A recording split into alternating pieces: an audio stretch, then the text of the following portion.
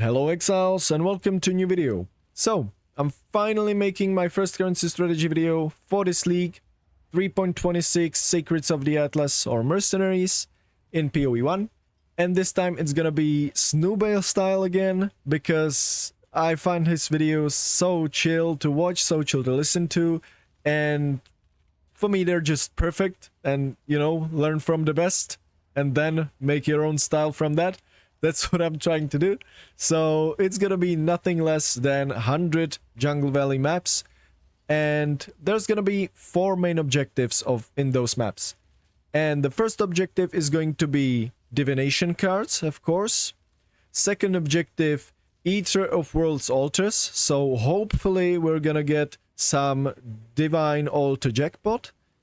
Third is going to be gold, because I want gold for my King's March, of course. And I didn't want to do strategy with those expensive all flames that, yeah, convert monster packs into monster packs that drop only gold. And the fourth, is going to be experience, because we are going to be running maps with lots of magic monsters, and that means we're gonna get quite a lot of experience. Alright, now very important for this strategy, the skill tree. I mean the Atlas skill tree. What it is, it isn't pretty much anything super special. The usual, trying to get all the points in the top hat for increased effect of explicit modifiers on map, as well as this cluster right here for increased effect, as well as these 3 points. Not this one, because the maps I was running didn't have any quality. So yeah, this one would be useless. But yeah, getting increased effect so we can get more quantity, mainly more quantity and more pack size in the maps. And of course more rarity, but these points also make the downsized be higher too, because it's all explicit modifiers on your maps. So keep that in mind. And also invasive adversaries, because what this does, basically 10% of the monster packs are gonna be those tier 17 monsters. Yeah, but they're still gonna be with tier 16 mods, so you don't have to worry, they're fine. And they're dropping quite a lot of loot and gold. So yeah. Then, of course, Eater of Worlds clusters for all the pack size. And yeah, all the pack size right here, as well as Eldritch Gaze. And then getting Nico chance with Packed with Energy. We have 100% chance to have Nico on map. Packed with Energy gives you these bonuses: 35% increased damage, 15 movement speed, and +1 maximum all res per soul fight when you click, and it's for 60 seconds. So yeah, this makes the map a little easier. And of course, in combination with soul fight, since we have soul fight veins in the map, I'm using Refiner's Bargain, which makes the soul fight found in your maps drop as, give you random ore for King's March instead of the soul fight. So for example, at 15% value, of course. So for example, if you would collect soul fight vein for 1000 soul fight, now instead of 1000 soul fight, you get 150, which is 15%. You get 150 of random ore. And of course, even the first line right here, equipment items with rarity dropped by possessed monsters have a 5% chance to be converted to thaumaturgic dust.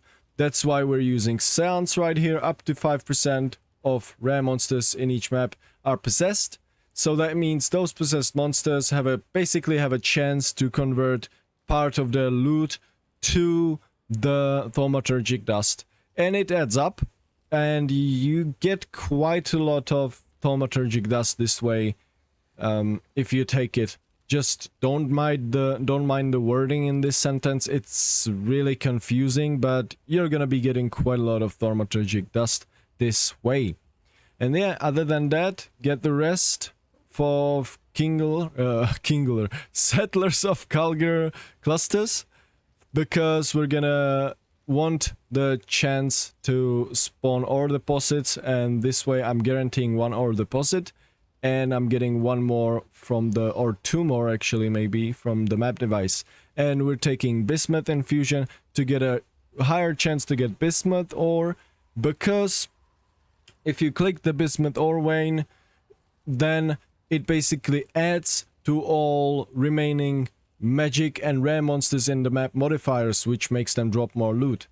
So yeah, that's the skill tree. And the last thing I'll mention here, singular focus. So we're dropping only my favorited maps, which is Jungle Valley and Mesa, since they're right here next to each other. And of course, taking these 5 points, there's an increased effect of explicit again, and then these 5 points for for your map's chance to contain memory tears. So yeah, that's the Atlas skill tree.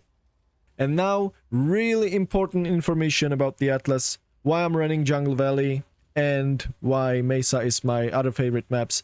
Because this league, Jungle Valley and Mesa are next to each other, they're connected. So if you want, you can just self-sustain Jungle Valleys by bouncing to Mesas, having one favorited map being Mesa. You can bounce it between those two, and probably in the future I'll be making a video on farming maps, so stay tuned for that. And yeah, I'm farming Jungle Valley because Jungle Valley cannot spawn boss altars. Since the boss isn't technically in the map when you enter the map, the boss first needs to spawn. He isn't spawned when you enter, thus making the map unable to spawn boss altars, which means you can get those juicy player ones, as for example chance to dupe divination cards, or you can get the altars like the divine or exalted altar for minions. And now, what map are we scrying on Jungle Valley, of course? And it's none other than Ivory Temple. Because Ivory Temple has 2 jackpot drops. Ivory Temple has the Sephiroth, 11 cards, and 11 cards will give you 10 divines, which means 0.9 divines for 1 card. And this one drops quite frequently.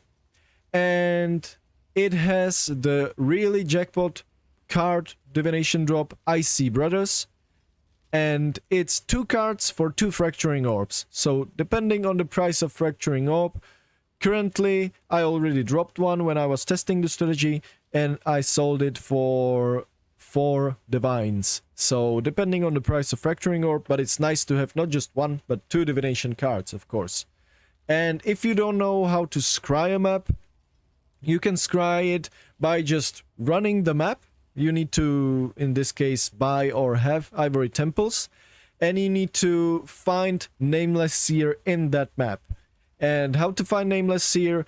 Quantity, it is not confirmed still, but quantity in the map should increase the chance to spawn Nameless Seer. So if you want to spawn Nameless Seer, then run Ivory Temples, or in the case of Ivory Temple, if you want to spawn Nameless Seer, then run high quantity Ivory Temple maps, and he spawns only when you kill the last monster of certain pack. You don't know which pack it is. It is random pack in the map, but when you kill the last member of certain pack, he basically rolls a chance to spawn. And the more quantity, the more chance to spawn. So buy a couple of Ivory Temples, and then you can just run Ivory Temple until you find Nameless Seer, and don't forget to scry the map on Jungle Valley in this case. And that makes Jungle Valley have the divination card drops that Ivory Temple has. So because there's no really valuable card defaultly on Jungle Valley, you can scry other maps. You can also do this with any other map of your choosing, basically, for example, Defied Cathedral. For the Mage Blood card, you can scry it over to Jungle Valley, and the Jungle Valley would have the divination card drops of Defiled Cathedral. So that is really crucial thing to do, and it doesn't have to be, I'm repeating, it doesn't have to be Ivory Temple. It can be any map of your choosing, because you can choose which map it is for which divination cards. And by the way, if you want to find some other maps that drop, for example, Divine Orbs, you can just type it in right here. And it's gonna show maps that will drop divination cards for Divine Orbs. As you can see, Fortunate here. There is Sephiroth. and Grave Through has the Brothers cards, Mesa has Fortunate, and so on and so on. So you can really choose your own divination cards. Now let's quickly cover the investment of this strategy, and it's 100 Jungle Valley 8 modded maps, minimum quantity 100 and minimum pack size 40. I bought them on TFT, and it's gonna be 100 Influencing Scarab of the Hordes, 200 Divination Scarab of Plenty, and 200 Scarab of Monstrous Lineage. And these are what we're gonna be using. We're gonna be using 2 of Scarabs of Plenty, 2 of Monstrous Lineage, and 1 of Hordes. And this is the investment. So 100 Jungle Valley maps, 8 modded, bought them on TFT. The price today is, of course, all of these prices are at the time of recording. So the price was one 8 modded map for 10C with the regex. And yeah, as I said, minimum 100 quant and 40 pack size. And then Influencing Scarab of the Hordes was, I got 100 of them for 91C. That makes it 1.1 Scarab per 1C. And the Monstrous Lineage, a bit more expensive. 200 of them for 340C, 1 to 1.7C. And then Scarab of Plenty, Divination, 200 of them for 300C. So basically 1 Scarab to 1.5C. And lastly, Settlers Craft on Map Device, 100 of them for each map 1. That's 300C because they cost 3C. And Divine ratio today is 157 Chaos to 1 Divine. So that makes total investment of 2031 Chaos Orb, or almost 13 Divines. So basically 0.13 Divines invested per map. And it might sound like a lot, but it really isn't. Trust me. If you're new at this game, you don't have to do 100 maps right away. Buy what you can, and then you can, with what you've made, you can just buy more or buy less again. I wouldn't really recommend doing this on, I don't know, 10 maps, because there's not enough reliant drops happening. So around 50 maps, I think you should be able to make a decent profit. But I mean, we shall see once we get to the results. I don't know. I just feel like that it might be really, really decent strategy for low investment. And yeah, so all the items gonna be in the quad stash tab, all the currency, I'm gonna turn off all of my affinities, everything's gonna be in quad stash tab. And of course, on the gold situation, it's gonna be a bit hard to track, but what I'll do is, I don't have any gold in King's March currently. There's 6 gold, so I'm gonna take the 6 gold. And this is going to be, these 18,902 gold is going to go to King's March right away. I'm not gonna count this into the strategy, but every time I'll be putting gold to King's March, I'll write it down, and then at the end I'll summarize it all, and we shall see how much gold we'll be making with 100 Jungle Valley maps. So yeah, with that said, let's see how the strategy will work out, and probably see you in the results. 15 maps in, already made 500,000. And another Valdo's puzzle box, back to back.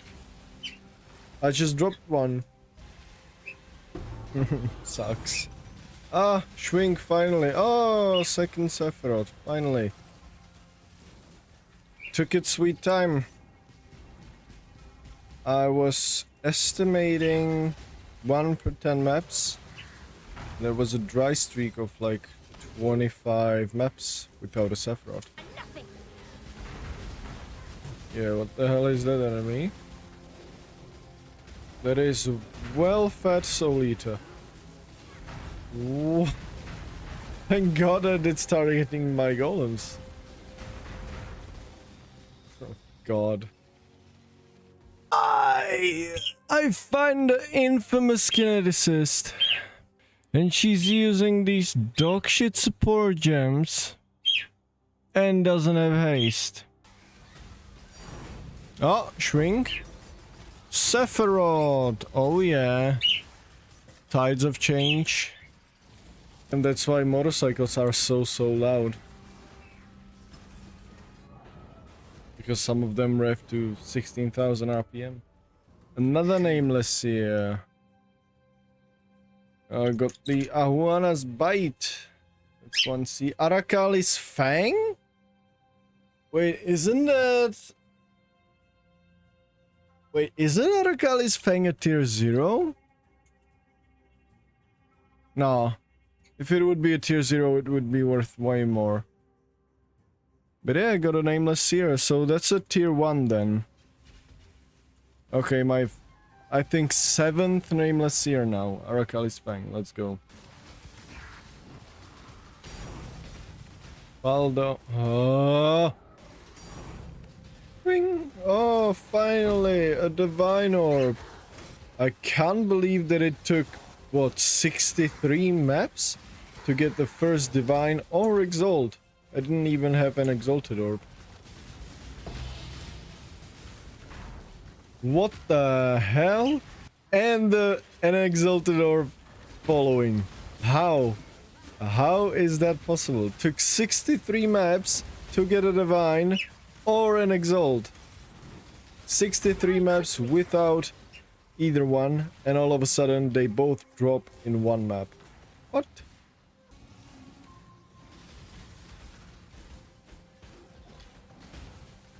One explosion. Bam.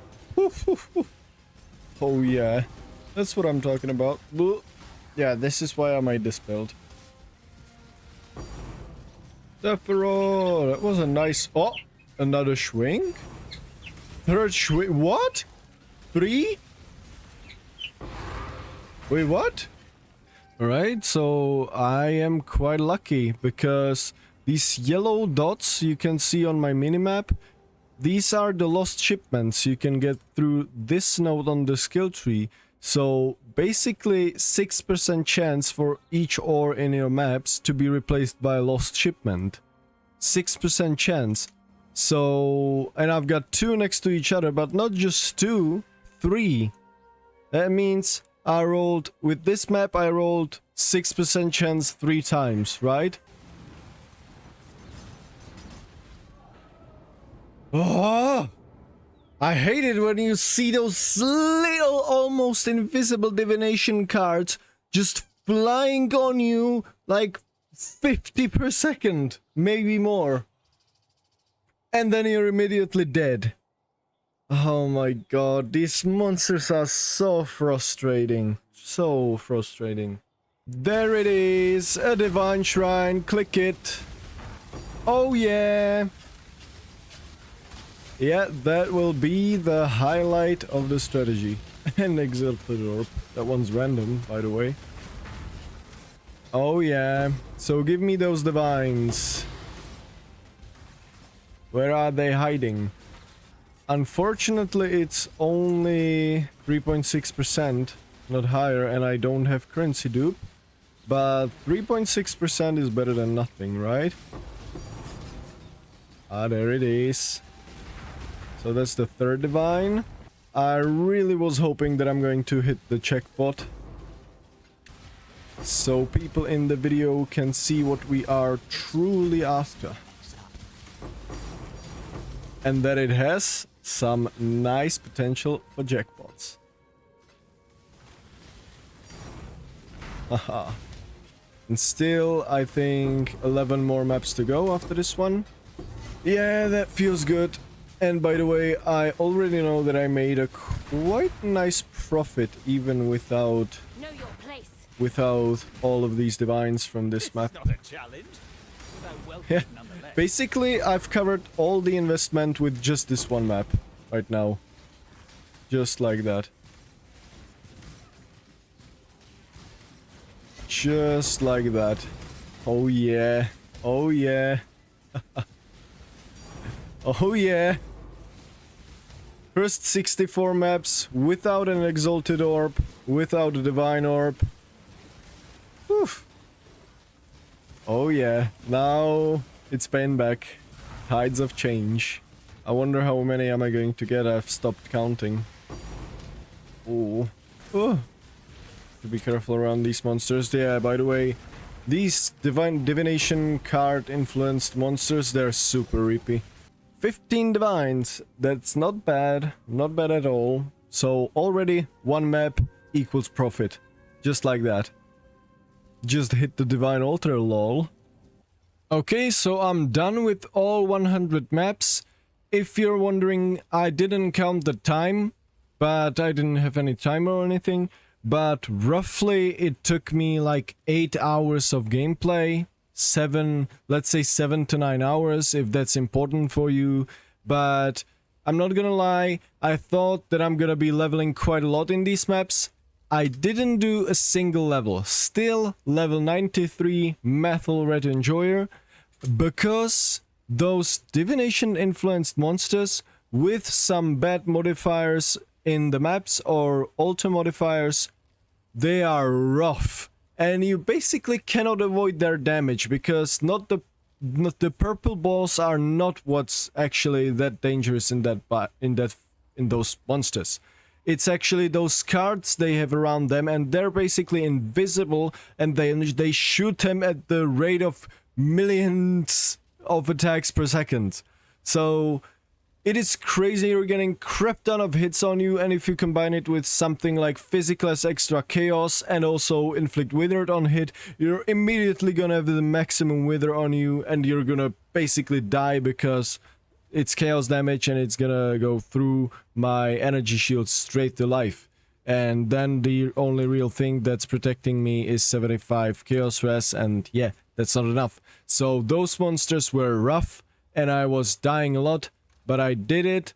I've got a crap ton of loot that I need to sort through, and yeah, the strategy really paid off. I already knew it before the Divine Shrine, as you might have seen in the highlights.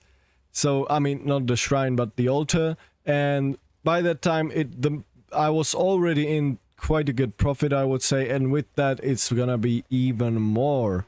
So yeah, I'll need to sort every single one of these quad stash tabs. So basically these two, and also this completely, except those tattoos. And also this stash tab, the whole stash tab. So yeah, got 4 stash tabs of sorting here. I had to bought an additional quad stash tab, because I was running out of space, and luckily I had some points left and they were on sale, so I bought an additional one, and I'm glad that I did it, because even that wasn't enough. So yeah, is something here. Yeah, and also these couple of items, I should take them right away, and of course everything that's in my inventory. But yeah, that's it. I have to now go and convert it all. Okay, and before we jump into the currency results from all of these items and stash tabs, we need to address the elephant in the room, and that is, how much gold have I made doing this strategy? And as you can see, I've got almost 3 million in my inventory, but that's not all. The rest is typed here. And why the rest? Because I did 2 King's March deposits, and it was these 2, and that equals 546,894. And also I revived my Merc 5 times, and also I hired a Merc 2 times. And that brings us to total of almost 3.5 million. 3,490,125 gold. Which is not bad in my opinion. I can finally upgrade my King's March and let my workers do the work. Finally. Okay, I'm finally back with the results. Everything possible that would liquidate quickly is liquidated, changed into pure divines, and I've just kept some of the basically worthless uniques, or some of them may be couple chaos. For example, Cloak of Flame might be something. Yeah, 10C, but this wasn't truly a magic find farm, so I wasn't expecting anything. So I decided that most of the uniques that are not gonna sell just immediately with snap of a finger, I'm not gonna count into the farm. And since they are usually rarer than the others, I'm gonna just use them for disenchanting. So stuff like, yeah, stuff like Cloak of Flame or Dying Breath might be couple chaos. Yeah, 4 chaos.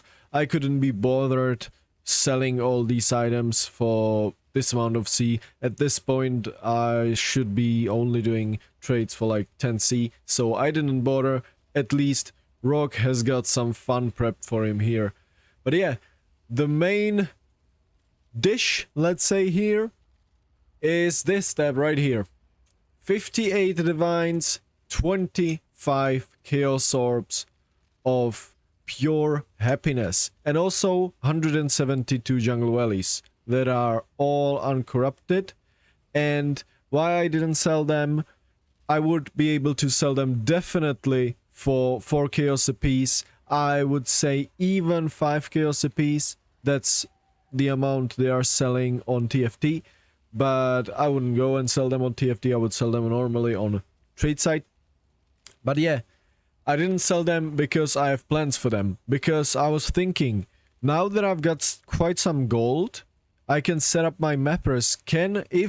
If I scried some other map to my Jungle Valley, and now I'll give Jungle Valleys to my mappers, will they bring me the scried divination cards? So will they start to bring me Sephiroths and Icy Brothers? I have no idea. I shall try it as soon as I can, because I don't remember how this exactly works. But yeah, now flashbang warning, 3 to 1. Whoops. It's right here. This is the WordPad I made earlier. Investment, as you can see, this is the same. The gold, 3.5 million, and currency dropped, just raw currency, or not raw currency, sorry. Currency when I liquidated everything was 9,131 chaos, or 58.15 divines. And this is the currency result with selling maps. So if I would sell all of these maps for 4 chaos each, that would be another 688C, which is in total 9,819 chaos, or 62.54 divine orbs. And yeah, as you can see, I had a total of 21 divine orbs, and until map 64 I didn't drop a single exalt, I didn't drop a single divine, and then things started sort of happening. And I also got a divine shrine, which gave me 15 divines raw. 4 exalted orbs, Jungle Valley maps, 7 Sephiroths, 3 fortunate, and 1 divine beauty. Fortunate and divine beauty was from the Eater of Worlds altar with chance to drop divination cards that result in currency, of course. And by the way, I've got couple nurses or patients or whatever, so yeah, I forgot to include this in, but those were liquidated to the chaos number you can see right here, so don't worry. These are just the main honorable mention, I should say. And yeah, by the way, 4 Valdo's puzzle boxes. And yeah, this is the profit numbers. So if 58.15 is the result, that's what I have here right now, because I didn't sell those maps. As I said, I have plans for them. Minus the investment gives us total of 45.22 divines profit. And if you don't want to count that divine altar, which I should say you probably should, since that's one of the main things I was doing this farming strategy, and I was fortunate enough to hit one in those 100 maps, which is, I would say it's kind of mid. I would say it's every like 200, 300 maps you hit this one altar, from my experience, from what I remember. but I didn't really ever farm it for thousands and thousands of maps. So yeah, this is just from my experience, maybe more, maybe less, but I think I wasn't really that lucky to get that Divine Altar in 100 maps. So, but yeah, if you don't want to count it, 30.22 Divines profit still without the Divine Altar, and if you sell the maps, you've got these numbers right here. If you sell the maps, it's 49.61 Divines, and if without the altar, it's 34.61. Sorry, with maps shouldn't be here. And yeah, so this was the farming strategy. I was really surprised with the results. For merely 0.13 Divines investment per map, that's crazy to me that I've dropped this much. So yeah, I would say pretty decent, but at the end I wanted to definitely say and warn you that those divination card influenced monsters are super rippy. And trust me on this. Where's the divination? I don't have it right now. Oh god. Give me a sec. Yeah, Divination Scarab of Plenty. These packs of Divination touched magic monsters are super rippy. Not the magic touched monsters themselves. They're just like any other normal monster. They die immediately with snap of a finger. But those Divination touched monsters spawn, as you might have seen in the highlights. They spawn these cards that basically linger what feels like infinite amount of time, and even if you run to the other side of the map and after like 5 or 6, 10 seconds get back, some of them disappear, but some of them, I don't know if it's a bug or if it should be like that, but some of them are just always still there, waiting for you to get into range so they can do one barrage of cards before they immediately disappear. So yeah, and that is super annoying if you combine these monsters with stuff like physical damage as extra chaos, with also inflict wither on hit, because that's one affix on a map. And yeah, with the amount of attack speed they have, or hits per second they have, immediately maximum stacks of wither on you and boom, you're just dead. Because yeah, my really only defense against chaos damage is over 3k life and 75 chaos res. So yeah, other than that, as far as I know, the cards deal pure physical damage, but also modifiers like less armor or steel endurance charges, or even less physical damage reduction on those altars make these monsters really dangerous. And yeah, next time I farm those, I think I want to make a build that just completely bypasses these and doesn't give a fuck, basically. Because this was super annoying, and I don't even want to know how much time I've actually spent just respawning and going back. As I said, the strategy would give me great experience, but those monsters were so rippy that I'm still level 93. I'm actually less on experience than I started with. And I was like 5 times at the 97%. So yeah, that's a bit annoying, but it is what it is. If you're after just experience, then I guess replace those magic influenced monsters, replace them with domination for shrines or something, and spec domination on the skill tree. But yeah, other than that, I would say it was very worth the pain that I went through, because now I've got a couple more currency, and after I sell some items, by the way, I've still got some decent stuff that I've just dropped. This, by the way, had a mercenary, this was mercenary's weapon, and I've just crafted attack speed on it. That's 440 physical damage. So yeah, we're looking 30c probably. No idea. 440. Yeah, more like 40, 35c, whatever. Like, of course I didn't include any of these rare items in the actual profits. But yeah, I wonder how much is this ring gonna go for. Unfortunately, it has minus 102 lightning res, I mean intelligence, sorry, which is quite a lot. But it's got plus 56 cold res, but mainly minus 72 lightning resistance and plus 152 life. I think this is gonna sell for a lot. So yeah, I'm not gonna check it right now. I would have to go to the trade site. But yeah, I think this is gonna sell for a lot.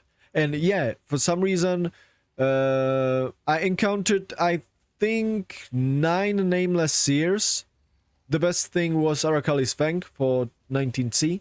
So yeah, that's that. 9 nameless seers. And I also encountered like 20, maybe really 20 reflective mist for this reflective jewelry.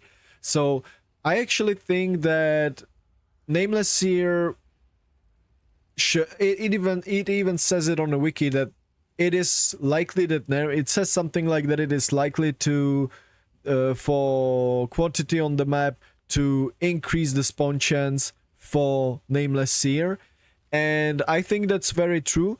And also I think it works even for the reflective mist, because I've never got so many reflective mists as far as I remember, because 20 mists in one map, I couldn't have been that lucky. I think it was due to them being corrupted and high pack size, basically. So yeah, that's that.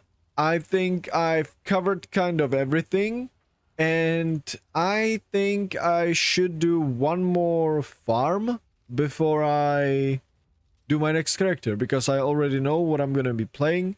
But yeah, we shall see. I've still got ton of scarabs that I didn't convert from my previous playtime. Any of these were not in the actual strategy right now, because everything was put into separate tabs and everything is nice and clean, so I'll be able to enable my affinities again. But yeah, as finished, let's open up these 3 stack decks. Midnight Bargain. What's that? Midnight Bargain. Lich. 1C. Okay. Trap Gen. Trap Gen 2123. Oh my god. 2C. Yeah. But yeah. I think that's everything I wanted to say. I think I can safely recommend this strategy if you have a strong will against those divination cards, because it is so freaking annoying just watching them kill you and you cannot do anything because they're untargetable, they're already dead. And or have a just build that somehow mitigates all their damage and doesn't give a damn about any Eater of Worlds ultras. So yeah. And by the way, if you're wondering what build I was playing on, it was my recent Golem Elementalist build. I'm considering making a full-on build guide on this build, my first build guide. So yeah, but I've already got one video showcasing what I'm doing with the build, so I'll leave that in the description. And yeah, thank you very much for watching, Exiles, and see you in the next farm. Bye bye.